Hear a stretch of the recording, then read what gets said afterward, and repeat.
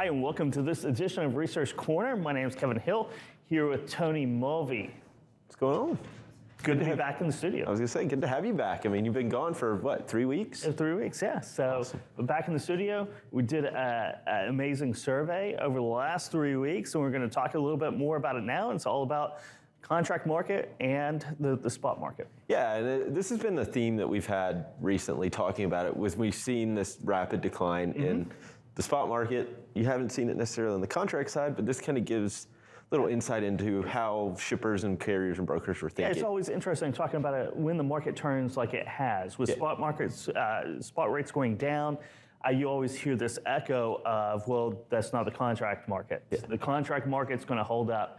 And you hear that for 3 or 4 months maybe until it doesn't happen, and then everyone's scratching their heads once again in the cycle. Yeah, and it's one of these things that you kind of lends to the shift, right? Where shippers will start moving loads into the spot market because the rates are so much cheaper. And that's going to be really our first chart that we bring up here. It's how far do spot rates have to move below contract rates before you start moving those loads into the spot market. And I mean, the overwhelming here is that 11 to 20% range. And yeah, by 20%, I mean, you're looking at 2/3 of shippers have started moving loads into the spot market. Yeah. And, you know, it's not going to be 100%, certainly. It's those tweener lanes, right? Yeah. There's tweener lanes that are hard to cover, that are difficult, you know, that carriers or brokers go in for the bid.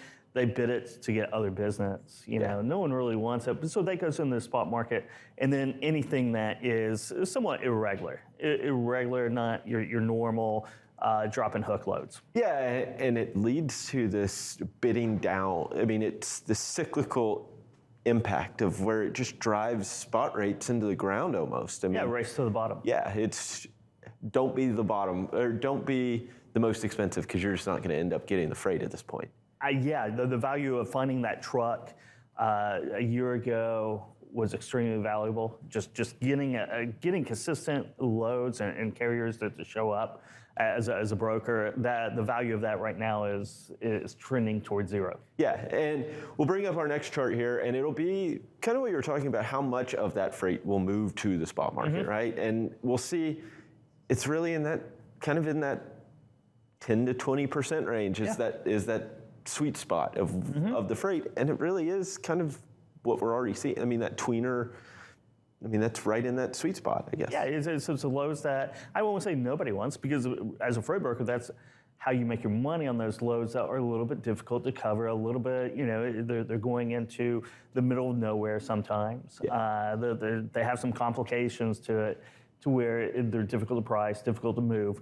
But those contracted loads are the ones that have been that will get rejected by carriers. Yeah. You know, that 7% rejection rate. So a lot of those loads right there. Yeah, and just this image that we have, this is the shippers' results from the survey. So we have it for carriers and brokers, and then those kind of outside the industry that work as, say, consultant or analyst and things like that. But I mean, this is what shippers are dealing with, and they're the ones that kind of drive the market on the way down. They are, and if you flip that, we don't have that chart here today, but if you flip that around and you ask carriers and brokers where they're seeing shippers too, it's almost a mirror image, right? There's not really a discrepancy whatsoever between those two results. Awesome. And that kind of leads into, it's an area that we're going to touch on in the white paper, and it's, why is this, we talk about the equity market and how kind of spot prices drive the stock prices, and we'll bring up a chart. Because, you know, you have your public carriers. Most of those public carriers are under contract rates. They're in the contract market, so there's always the call for, well, that's the spot market. We aren't exposed to the spot market, but spot markets control contract pricing with that delay, and you can see it here on the stock chart. Yeah, so this is our NTIB, so our business day of our NTI, and then Knight-Swift's closing stock price. And you can kind of see they move almost in tandem. Yeah. And you go, why? If we talk about Knight-Swift, in their first quarter, they were right at that 85% contract.